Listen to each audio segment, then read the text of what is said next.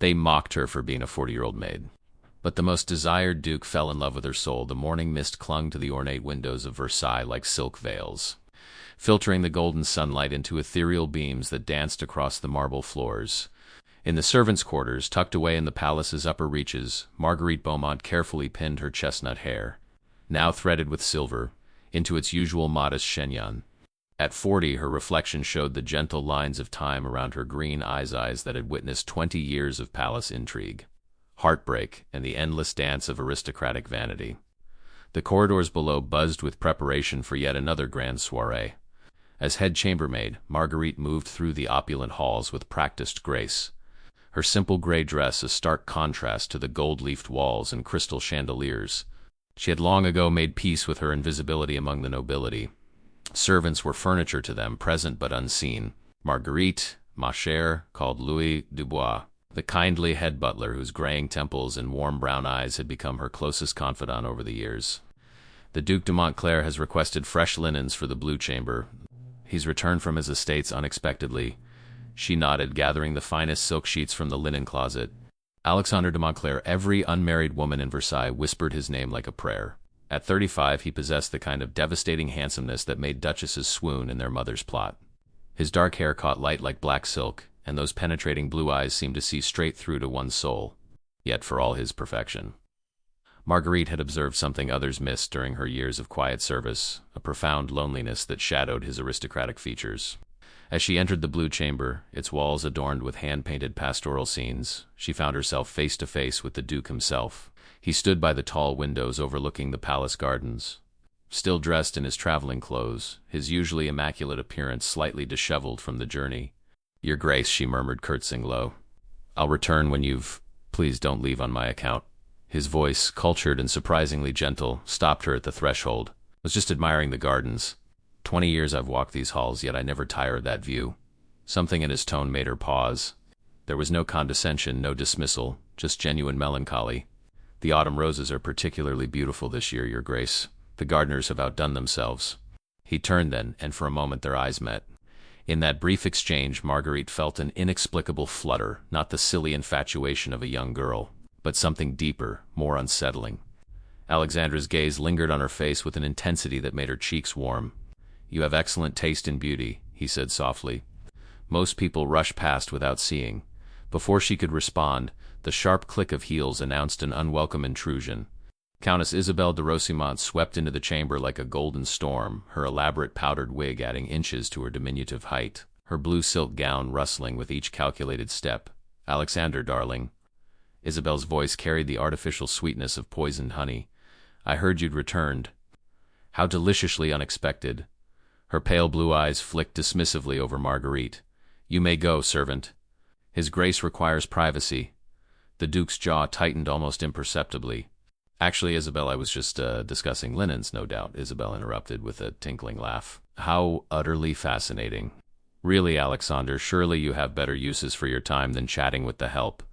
She moved closer to him, her jeweled fingers trailing along his arm. "The Queen expects you at tonight's reception. I do hope you'll save me a dance." Marguerite felt the familiar sting of dismissal, the sharp reminder of her place in this glittering world. She curtsied again, deeper this time, and moved toward the bed to complete her task. But as she smoothed the silk sheets, she was acutely aware of the tension in the room, the way the Duke's shoulders had stiffened at Isabelle's touch. "Of course," Alexander replied coolly. "Though I find conversations with thoughtful people far more enriching than empty social obligations." The barb found its mark. Isabelle's laugh became more brittle. "How wonderfully philosophical you've become. I do hope your travels haven't made you too serious. The court ladies might find such intensity overwhelming." As Marguerite finished her work and prepared to leave, she caught Alexander's eye once more.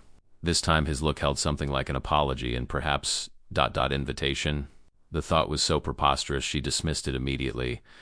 Dukes didn't apologize to chambermaids, and they certainly didn't invite them into private conversations. But in the days that followed, Alexander proved to be a master of subtlety, finding ways to be near Marguerite without arousing immediate suspicion. He would request her specifically for tasks in his chambers, engage her in discussions about books when they crossed paths in corridors, and somehow always appeared in whatever part of the palace she was cleaning. Their conversations revealed depths neither had expected. Marguerite had taught herself to read Latin by borrowing books from the palace library during her breaks. She had an encyclopedic knowledge of French literature and a sharp wit that matched his own. More than that, she possessed an emotional intelligence and depth of compassion that humbled him. For her part, Marguerite learned that beneath Alexandra's aristocratic exterior lived a man who questioned the very foundations of the society he was born into. He spoke passionately about the inequalities he observed, the suffering of the common people, the emptiness of a life lived entirely for appearance's sake. "Sometimes I wonder what I might have become if I'd been born to different circumstances," he mused one morning. As they walked through the kitchen gardens, the autumn air crisp with the promise of winter. Would I have found purpose earlier, but I have had the courage to follow my heart instead of duty? "You're following it now," Marguerite pointed out, adjusting her shawl against the chill. "Because you gave me the strength to do so." He stopped walking and turned to face her, his breath visible in the cold air. "Marguerite, there's something I need to tell you. About my family's expectations." The gravity in his voice made her stomach tighten. "What is it?" "Our mother's arriving from our estate next week. She's coming to discuss my marriage prospects specifically, to pressure me into proposing to Isabel before the winter season ends." The name hit Marguerite like a physical blow. She had managed to push thoughts of the inevitable future to the back of her mind, losing herself in the miracle of the present. But reality had always been waiting to reclaim them. "I see," she said quietly, though she didn't see it all. How did one compete with a countess when one was merely a chambermaid? "You don't see," Alexander said fiercely, capturing her hands in his. "You think I would give you up so easily? Marguerite, I intend to tell my mother about us. About my intentions toward you." "Your intentions?" The words came out as barely a whisper. "Marriage, if you'll have me. I want to make you my duchess, to give you the position and recognition you deserve. I want the world to see what I see when I look at you, a woman of incomparable worth, regardless of the circumstances of your birth." The proposal hung between them like a golden thread, beautiful and impossible. "Alexander, you can't. You know you can't." "Why?" "Because society says so. Because people like Isabel would be scandalized. Let them talk. Let them rage. I've spent 35 years living for their approval, and what has it brought me? Loneliness, emptiness, a life half-lived." "It would bring you ruin," she said desperately. "Your family would disown you. The king himself would be offended by such a match. Your estates, your fortune, your place at court, you'd lose everything." "I'd gain everything," he countered. "A wife who loves me for myself, not my title. Children raised with genuine values instead of aristocratic pretension. A purpose beyond maintaining the status quo." His passion was intoxicating, but Marguerite forced herself to think clearly. This was not a fairy tale where love conquered all through the power of wishing. This was 18th century France, where social hierarchies were not suggestions but laws written in blood and tradition. "Promise me something," she said softly. "Promise me you'll think carefully about what you're proposing. Don't make any decisions while we, single quotes are while I'm in love with you," he finished. "Marguerite, being in love with you is the sanest I've ever felt. Because cold logic was all that stood between them and disaster.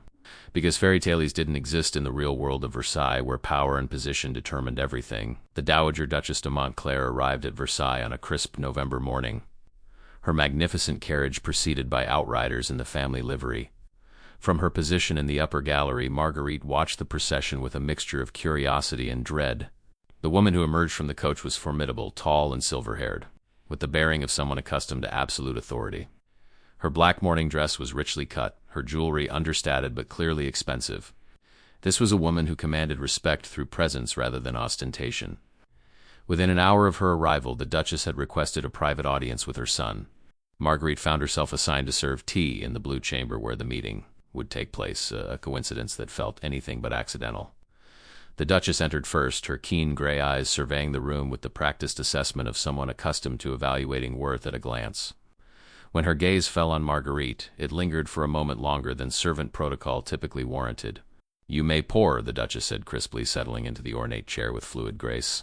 Alexander arrived moments later, and Marguerite's heart clenched at the sight of him. Gone was the passionate, determined man she had come to love. In his place stood the perfect aristocrat, impeccably dressed, expression carefully neutral, every gesture calculated for maximum propriety. "Mother," he said formally, bowing with precisely the correct degree of respect. "I trust your journey was comfortable." "Tolerable," the Duchess replied, accepting her teacup from Marguerite without acknowledgement. though I confess myself eager to address the matter that brought me here so urgently. Marguerite moved to pour Alexandra's tea, and their fingers brushed briefly as he took the cup. The contact sent electricity through her, but more importantly, it seemed to restore some of his natural composure. "Indeed," Alexander said, his voice gaining strength. "There are several matters we need to discuss." The Duchess waited until Marguerite had withdrawn to the far corner of the room, close enough to serve if needed, far enough to maintain the illusion of privacy that aristocrats preferred with their servants. "The Countess Isabel has been most patient," the Duchess began without preamble. "Her family has made several subtle inquiries about your intentions. The girl is 25, well-bred, reasonably attractive, and comes with an excellent dowry. More importantly, the alliance would strengthen our position at court considerably." Alexander sipped his tea deliberately, using the moment to gather his thoughts. "Mother, I need to be frank with you about my intentions regarding marriage." "I should hope so. You're 35 years old, Alexander. Most men of your station have been married and produced heirs by now. This continued delay reflects poorly on our family name. The delay has been necessary because I refused to enter a loveless marriage, simply to satisfy social expectations." The Duchess's eyebrows rose slightly. "Love. My dear boy, love is a luxury that men of our position cannot afford to prioritize. Marriages in our circle are alliances, political and financial arrangements that benefit entire families. What if I told you I had found love, Mother? Real, genuine affection with someone who values me as a man rather than as a title." The Duchess leaned forward slightly, her expression sharpening. "I would ask about her family connections, her dowry, her ability to fulfill the social obligations of a duchess. And what if this woman possessed all the qualities that make for an excellent wife? Intelligence, kindness, strength of character, unshakable moral principles, but lacked the arbitrary advantages of noble birth." The question hung in the air like a sword over Marguerite's head. She felt the Duchess's attention shift, those sharp gray eyes finding her in the corner with laser precision.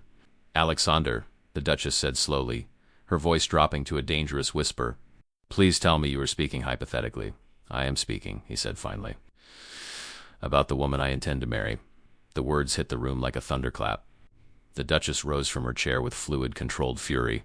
"Servant," she said crisply, not bothering to look at Marguerite, "you are dismissed. Return to your duties immediately." Through the closed door, Marguerite could hear the Duchess's voice rising in controlled but unmistakable rage, while Alexander defended his choice with passionate determination. The conversation that followed was a masterclass in aristocratic manipulation, with the Duchess systematically dismantling every romantic notion with cold pragmatism. That evening, the formidable woman appeared at Marguerite's humble room with a choice that was no choice at all. "I am prepared to offer you a sum of money enough to purchase a small house in the countryside," the Duchess said with calm precision, "enough to live comfortably for the rest of your days. In return, you will leave Versailles immediately and never contact my son again. And if I refuse?" The Duchess's smile became sharper.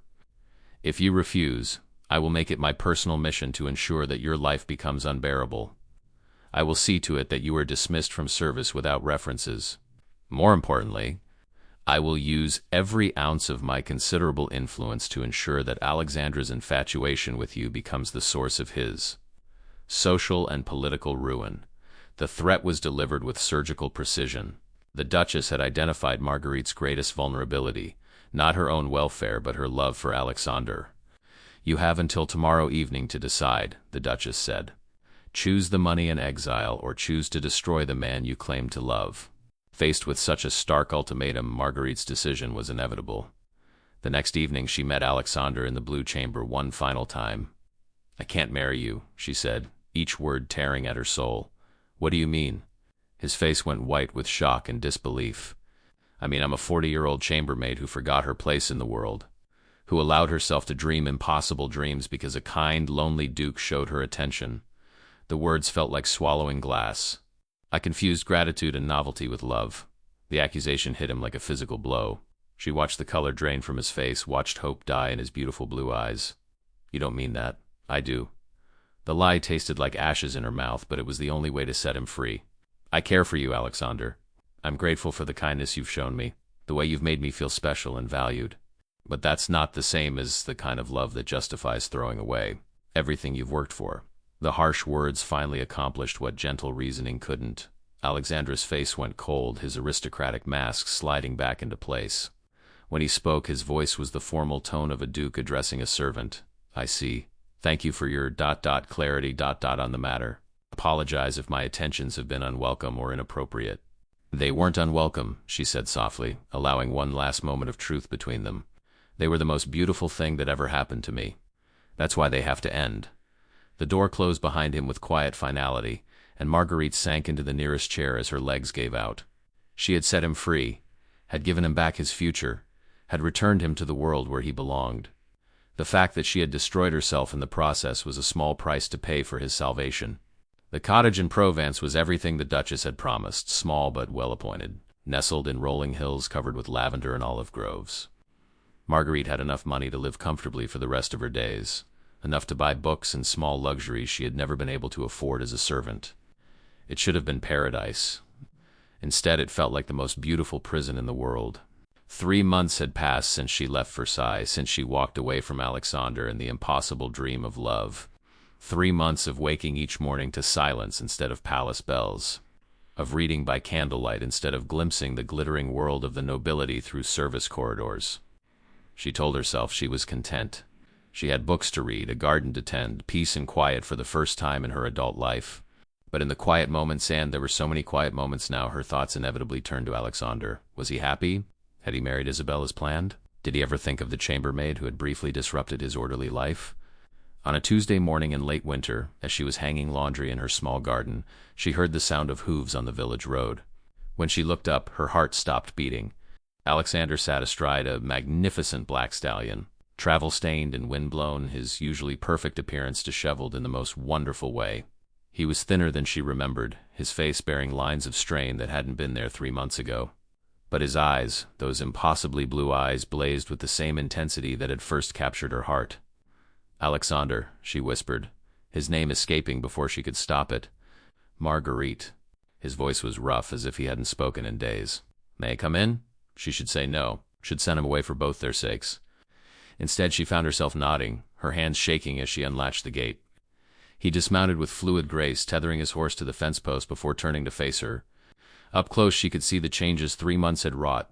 The shadows under his eyes, the new lines around his mouth, the way his clothes hung slightly loose on his frame. "I didn't marry her," he said without preamble, the words bursting from him like a dam breaking. "I couldn't. 3 months of trying. 3 months of courting Isabel and going through the motions of proper aristocratic romance, and I couldn't do it." Marguerite felt the world tilt around her. "What do you mean?" I stood at the altar 2 weeks ago in front of half the court, and I couldn't say the words. I looked at Isabel in her magnificent wedding dress, and all I could think about was you." The confession hit her like a physical force. "You left her at the altar?" "I ruined her, Marguerite, completely and publicly. The scandal is enormous. The Duke who couldn't go through with his perfect marriage because he was obsessed with a servant. My mother hasn't spoken to me since. Half the court treats me like a pariah. I've lost everything I was supposed to value. Oh, Alexander." Her heart broke for him, for the pain in his voice, for the devastating choice he had made. "Why? Why would you throw everything away?" He stepped closer, and she could see the raw vulnerability in his eyes. "Because I finally understood something you tried to tell me. You said some dreams are too beautiful to survive in the real world. You were wrong, Marguerite. Some dreams are too important not to fight for. But your family, your position, gone. All of it." He laughed, but there was no bitterness in it, only a strange kind of relief. "My mother has disinherited me. The king has withdrawn his favor. I'm no longer welcome at Versailles or any respectable court. I have a modest inheritance from my grandmother, enough to live simply but comfortably. And for the first time in 35 years, I'm free." The word hung between them like a bridge across an impossible chasm. Free. It was something neither of them had ever truly been, he trapped by duty and expectation, she by poverty and circumstance. "I don't understand," she said weakly. "If you've lost everything, why are you here?" His answer was simple, devastating in its honesty. Everything. A chance to start over, to build a life based on choice rather than obligation. "I want to marry you, Marguerite. Not as a duke marrying beneath his station, but as a man who has found his equal in every way that matters." The proposal hung in the lavender-scented air between them, beautiful and terrifying and utterly impossible to ignore. 3 months ago she had walked away to save him from ruin. Now he stood before her, voluntarily ruined, offering her the dream she had sacrificed everything to deny herself. "You're asking me to let you give up everything for a 40-year-old former chambermaid," she said, testing the words. "I'm asking you to let me choose love over duty, authenticity over appearance, happiness over hollow respectability." His voice grew stronger with each word. "I'm asking you to marry a man who has finally learned the difference between what he was born to be and who he actually is." Standing there in her garden, looking into his eyes, feeling the electric connection that still sparked between them, she knew she had been lying to herself for months. Contentment wasn't enough. Not after what they had shared, not after the way he had made her feel alive for the first time in her life. "Are you certain?" she asked one final time. "Absolutely certain. Because once we take this step, there's no going back." His answer came without hesitation. "I've never been more certain of anything in my life." She looked into his eyes and saw her future reflected there. Not the safe, quiet contentment she had built in exile, but something vibrant and challenging and infinitely more alive. "Then yes," she whispered, the word ringing with absolute conviction. "Yes, Alexander. Yes to everything." When he kissed her, it was with the desperation of a man who had thought he'd lost everything precious. The reverence of someone who had been given an undeserved second chance. Their wedding was held on a clear April morning when the lavender was beginning to bloom and the air was sweet with the promise of spring. Marguerite wore a simple dress of cream-colored silk nothing, elaborate but beautiful in its simplicity. Alexander had traded his aristocratic finery for the practical clothes of a working man. Though his bearing remained unmistakably noble, the village priest performed the ceremony in the small stone church, with flowers from Marguerite's garden as decoration and Marie and Louis as witnesses, the only people from their former world who could look beyond scandal to see the truth beneath. "Do you, Alexander Charles Henri de Montclair, take this woman to be your lawfully wedded wife?" the priest asked. "I do," Alexander replied, his voice carrying absolute conviction.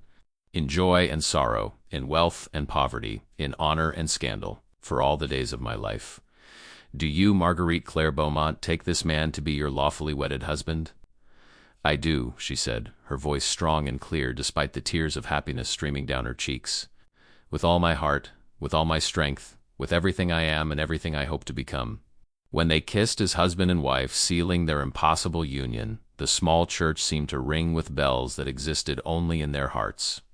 They purchased a modest vineyard in the next valley, transforming their scandal into success through hard work and genuine partnership. Xander proved to have an intuitive understanding of winemaking, while Marguerite's skills in household management translated perfectly to running their small estate. Years later, when visitors would ask about the unusual couple who had transformed the old vineyard into one of Provence's most respected estates, the villagers would smile and tell the story of the chambermaid and the duke who gave up everything to choose each other.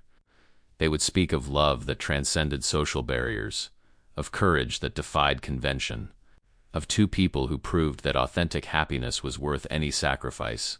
Their fairy tale had not ended with a grand wedding in a palace ballroom, but begun in a cottage garden where two hearts broken by duty and expectation were finally free to heal in the sanctuary of chosen love.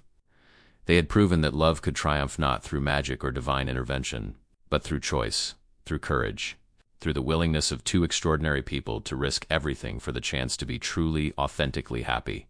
It was, they agreed as they fell asleep in each other's arms on their wedding night, the most beautiful scandal in the history of France. 5 years had passed since that April morning when Alexander and Marguerite exchanged vows in the village church. Their vineyard, once struggling and nearly abandoned, had blossomed under their devoted care into one of the most respected estates in the region. The rolling hills were now covered with perfectly tended vines, their leaves rustling in the Provencal breeze like whispered promises of the harvest to come.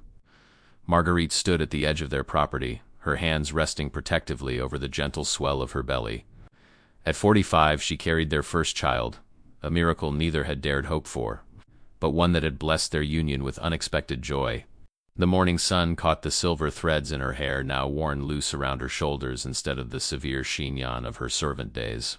Her face, weathered by honest work and brightened by genuine contentment, bore the radiance of a woman who had finally found her place in the world. Madame Montclair came a familiar voice behind her. She turned to see Philippe Moreau, their vineyard foreman, approaching with his characteristic mixture of respect and genuine affection. The middle-aged man had been skeptical when the unusual couple first purchased the estate, but their dedication and Alexandra's surprising knowledge of viticulture had quickly won him over. "Philippe," she smiled, still adjusting to being addressed with such formality after decades as a servant. "How do the new vines look this morning?" "Magnificent, madame." Your husband's technique with the grafting has exceeded all expectations. We should have a harvest worthy of the finest chateau in Bordeaux." Philippez's weathered face creased with pride. "The merchants from Lyon have already made inquiries about our vintage. The success of their vineyard had become something of a local legend." Alexandra's theoretical knowledge gained from managing his family's estates, combined with Marguerite's practical understanding of household management and her natural gift for working with people, had created something remarkable. But more than business acumen, it was their genuine partnership that made everything flourish. "Speaking of my husband," Marguerite said, shading her eyes against the morning sun, "have you seen him this morning? Out in the eastern fields, madame, checking the irrigation channels? But he asked me to tell you that visitors arrived an hour ago. They're waiting in the main house." A flutter of unease passed through Marguerite's chest. Visitors were rare, and unannounced ones even more so. In 5 years of marriage they had built a peaceful existence largely separate from the world that had once defined them both. Who could have found their way to this remote corner of Provence? She made her way back to their home, a beautiful stone manor house they had renovated themselves, blending rustic charm with understated elegance. It was nothing like the opulence of Versailles, but it was theirs in a way that palace had never belonged to either of them.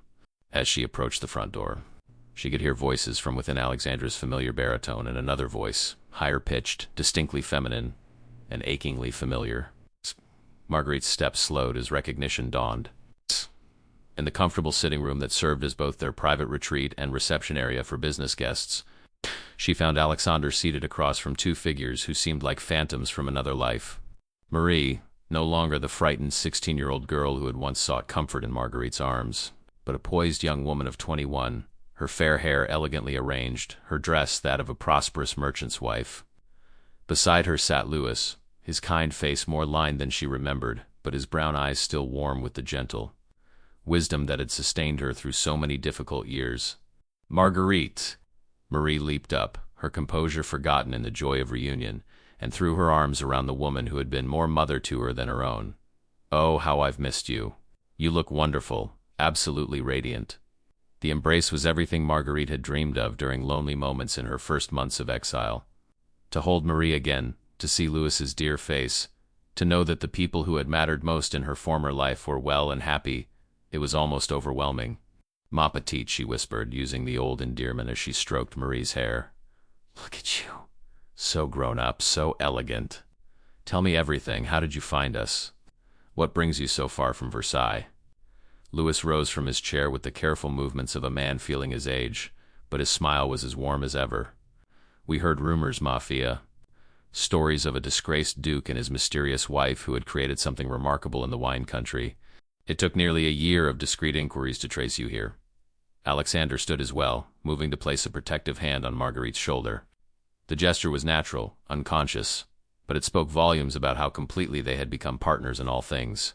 "We weren't trying to hide," he said carefully, "but we also weren't seeking to advertise our presence. These have been peaceful years." Marie's eyes sparkled with barely contained excitement.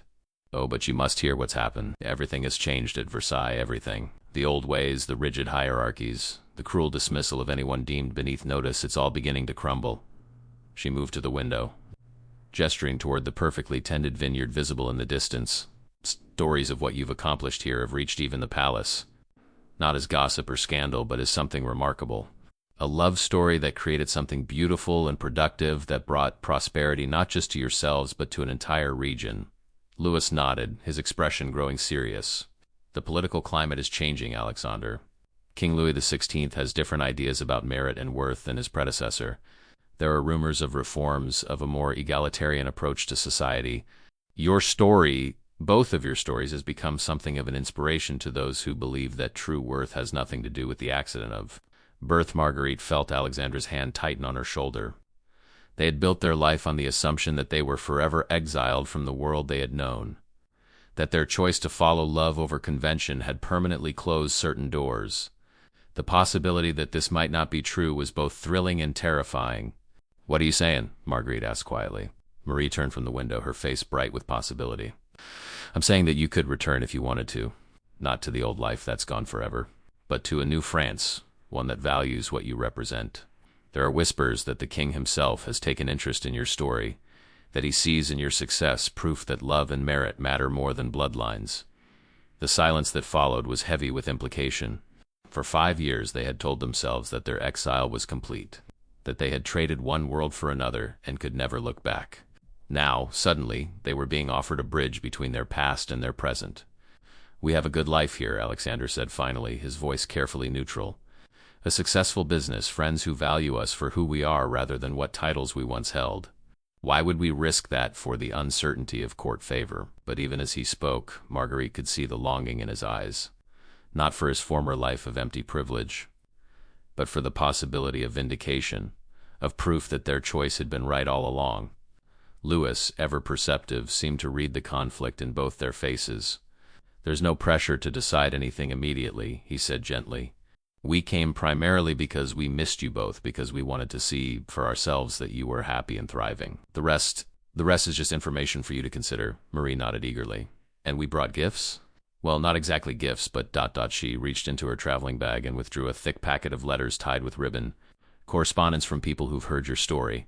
Servants and minor nobles, merchants and farmers. People from all walks of life who've been inspired by what you've accomplished." Marguerite accepted the letters with trembling hands, recognizing immediately that this was more than mere correspondence.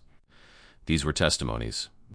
Proof that their love story had transcended scandal to become something larger, a symbol of possibility for anyone who had ever felt trapped by circumstances beyond their control.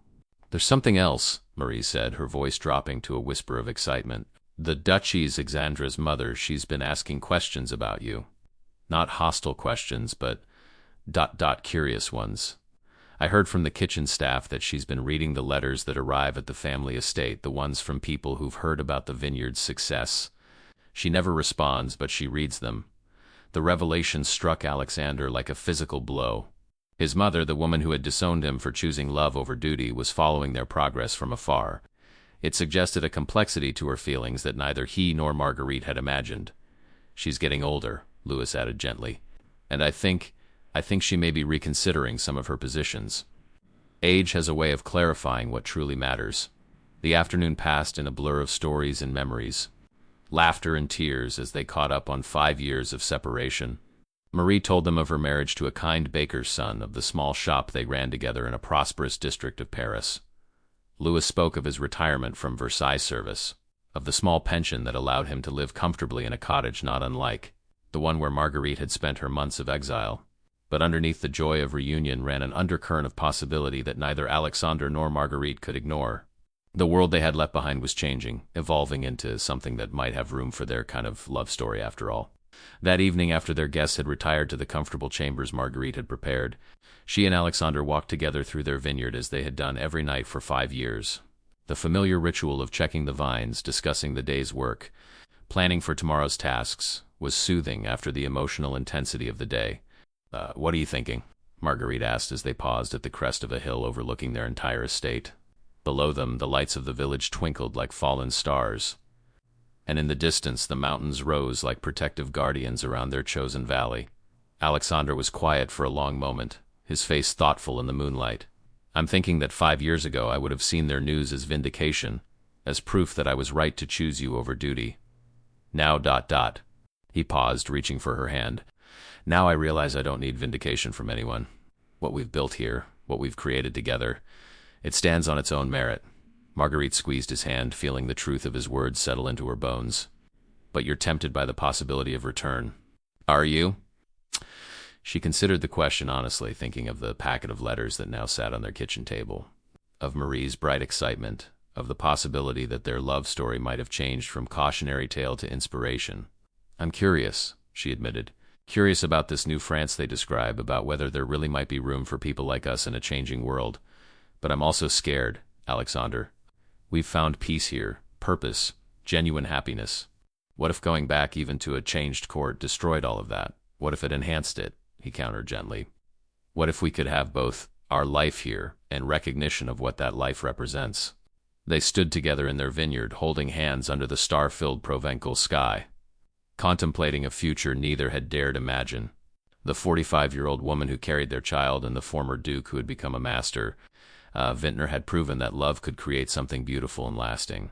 Now they faced the question of whether that creation could survive exposure to the wider world. "Whatever we decide," Alexander said finally, "we decide together." That's been our strength from the beginning, not just that we chose each other, but that we keep choosing each other, every day, in every decision that matters." Marguerite smiled, feeling their child stir within her as if responding to its father's voice. "Then we'll think about it together, discuss it together, and when we're ready, decide together." As they walked back toward their home, their real home, built with their own hands and filled with their own choices, they carried with them the weight of possibility. Tomorrow would bring new conversations, new considerations of what their future might hold. But tonight they were content to be exactly who they were, exactly where they were, surrounded by the evidence of what love could accomplish when it was built on a foundation of mutual respect, shared sacrifice, and unshakable partnership. The packet of letters waited on their kitchen table, testimony from strangers whose lives had been touched by the story of the chambermaid and the Duke who had chosen each other over every obstacle. Whether they would return to claim their place in a changing world remained to be seen. But one thing was certain: their love had already changed the world in ways they were only beginning to understand. The decision came 18 months later, not through grand deliberation, but through a series of small moments that crystallized into undeniable clarity.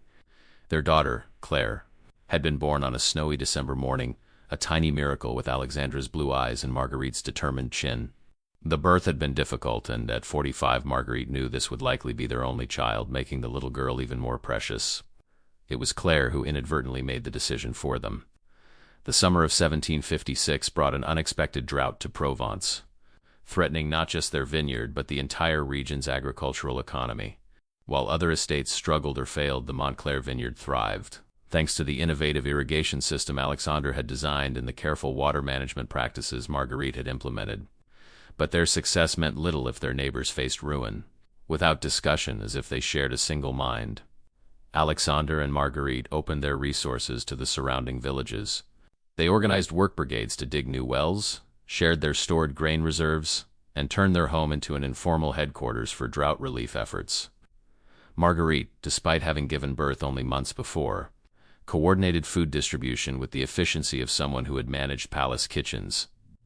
Alexandre used his engineering knowledge to design temporary irrigation channels that saved dozens of smaller farms. It was during this crisis that the delegation arrived. They came not as petitioners or curiosity seekers, but as representatives of something larger than themselves. The group included the regional governor, a representative from the King's Agricultural Council, 2 prominent merchants from Lyon, and most surprisingly, young priests who had traveled from Paris specifically to meet them. Father Benedict Rousseau was perhaps 30 years old, with the earnest intensity of someone who had found his calling in serving others rather than accumulating power. Over dinner in their modest dining room, baby Claire sleeping peacefully in a cradle nearby, he explained why they had come. "Your story has traveled far beyond Provence," he said, his voice carrying quiet conviction. "Not as scandal or gossip, but as proof of something the Church itself is beginning to understand, that divine grace often works through human love, especially love that transcends the artificial barriers men create." The regional governor, a practical man named Auguste Delacroix, nodded agreement. "The Crown has taken notice of your drought relief efforts. But more than that, His Majesty has been reading the reports of your agricultural innovations, your success in creating prosperity not just for yourselves but for an entire region." He paused, choosing his words carefully. "There are opportunities for people of proven merit and demonstrated leadership. The old system of advancement based solely on birth is changing, albeit slowly. The King seeks advisors who understand both the theoretical and practical aspects of administration." Marguerite felt Alexandre's hand find hers under the table, their fingers intertwining in the silent communication they had developed over years of marriage. This was not the simple vindication Marie had described months earlier. This was something more complex, more potentially dangerous. "What exactly are you proposing?" Alexandre asked, his voice carefully neutral. The Lyon merchant, a sharp-eyed woman named Céleste Maron, no relation to the stern governess from Versailles, leaned forward. "A position with the Royal Agricultural Council. Your techniques have proven successful here, but imagine what they could accomplish if implemented across France. You could transform farming practices, prevent famines, create prosperity for thousands, and Madame Montclair," Father Rousseau added, turning to Marguerite, "your organizational skills during this drought have been remarkable. There are positions within the Church's charitable works coordinating relief efforts across multiple provinces. Your background gives you understanding of both the needs of the poor and the logistics of large-scale operations." The offer was everything they hadn't dared hope for and everything they feared to want. recognition, purpose on a grand scale, the chance to use their hard-won wisdom to benefit others. But it also meant leaving their sanctuary, exposing their child to the dangerous currents of court life, risking everything they had built for the possibility of greater impact. There are no guarantees, Governor Delacroix said honestly. Court life remains treacherous, and there will always be those who resent your rise. But the king has made it clear that merit matters more to him than lineage. Your success here, your character, your proven ability to create rather than simply inherit these qualities are what France needs. That night, after their guests had retired to rooms in the village inn, Alexandre and Marguerite sat in their garden with baby Claire sleeping between them and her basket. The air was sweet with the scent of recovering lavender, watered by the irrigation system they had shared with their neighbors. I keep thinking about something Father Rousseau said, Marguerite mused, gently rocking the basket with her foot, about divine grace working through human love. What if our story isn't just about us? What if it's about showing others what's possible? Alexandre was quiet for a long moment, studying their sleeping daughter's face in the moonlight. I've been thinking about Claire, he said finally, about what kind of world we want her to grow up in.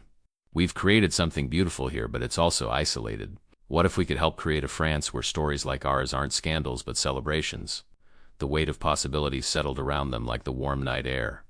They had spent years proving that love could triumph over social barriers, that two people of different stations could build something meaningful together.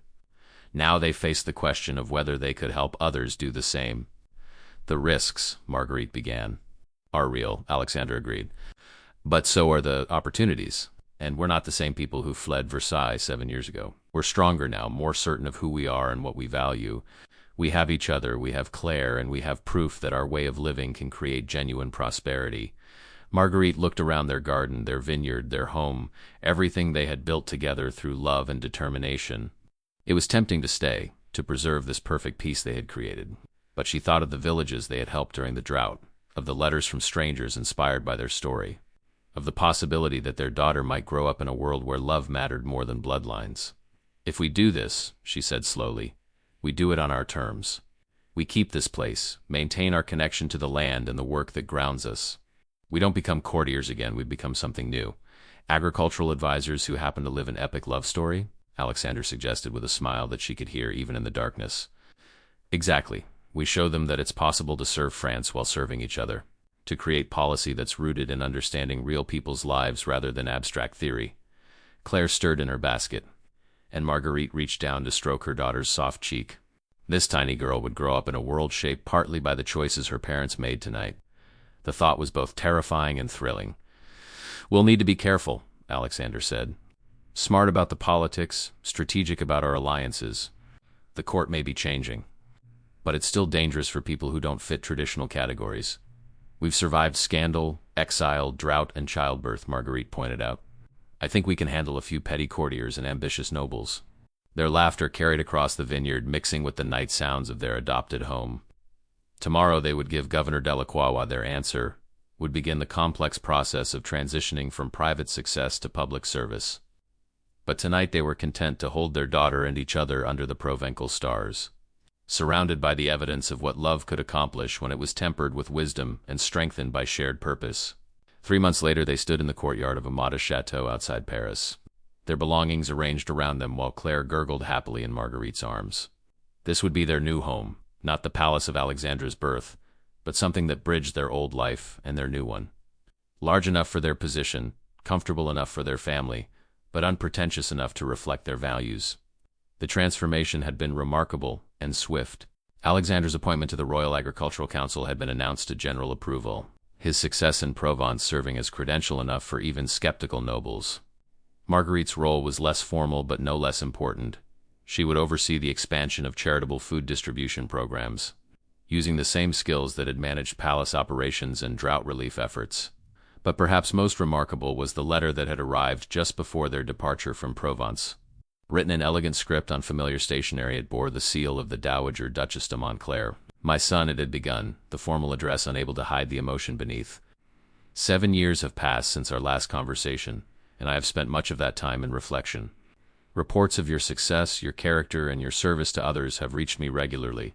I confess that I may have been hasty in my initial judgment of your choice. If you are willing, I would welcome the opportunity to meet my daughter-in-law and granddaughter. Perhaps it is time for old wounds to heal and old prejudices to be examined. Your mother, who has learned something about the difference between what society expects and what the heart requires.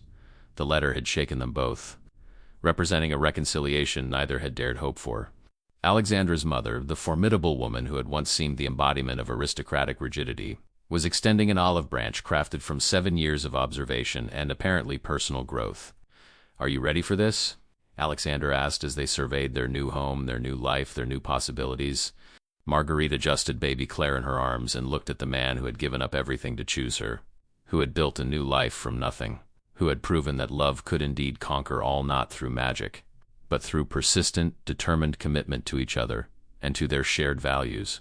"With you," she said, her voice carrying all the certainty of 7 years of marriage, of challenges overcome, of dreams realized through sheer determination. "I'm ready for anything." As they walked toward their chateau, their home, their new beginning, their platform for changing France itself, they carried with them the lessons of their impossible love story. They had learned that true nobility came from character rather than birth, that genuine prosperity arose from service rather than selfishness, that the most scandalous thing the people could do was love each other completely and use that love to make the world better. Their fairy tale continued, no longer the story of a chambermaid and a duke, but of two partners who had discovered that the greatest adventure wasn't escaping society's expectations, but transforming them.